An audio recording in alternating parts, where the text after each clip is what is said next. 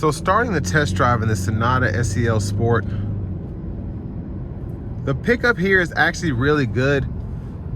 I said this in the walk around portion, it's not an inline by any means, but having the traditional 8-speed automatic here does make this more of a more fun drive, I guess, when you're able to just throw on the paddle shifters. It just feels more traditional than having a CVT, so I'm glad they didn't do that.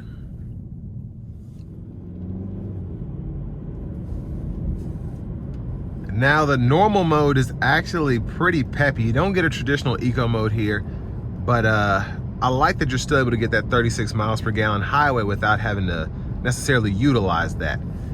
But the sport mode gives it quite a bit more pep in its step.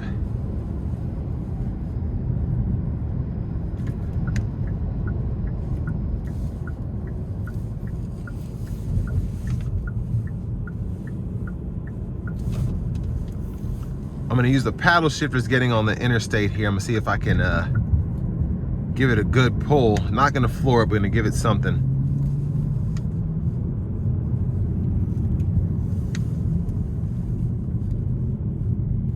Here we go.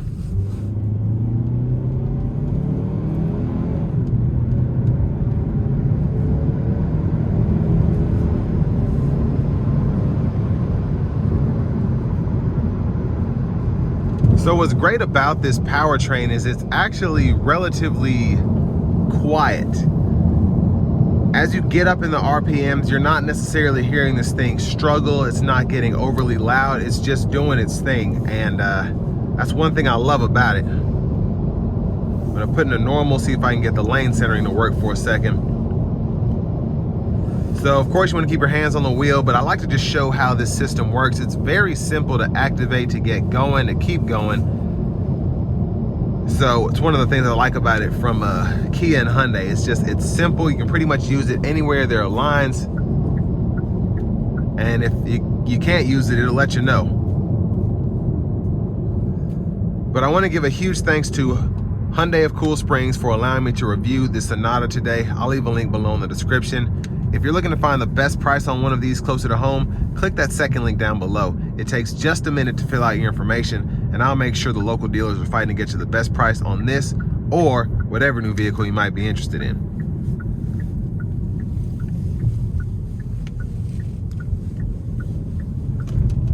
Now, in terms of what you get for the money being that $32K price range, I think it's a solid car. You have a traditional 8-speed automatic, you have a 2.5 4-cylinder that's actually pretty peppy for what it is, and you have all the tech you could need. You have heated seats, you have the lane centering with the adaptive cruise, and ever since these Sonatas got their redesigns, they are just lookers in terms of a 4-door sedan. And I mean, I always like to compare these to the Camrys and the Accords. It's pretty much everyone else has tried to stay away from a traditional 4-door commuter car. But this is it's just a good option, I think, for the money. But the Sonata, in terms of the looks, I think it stomps on Camry and Accord.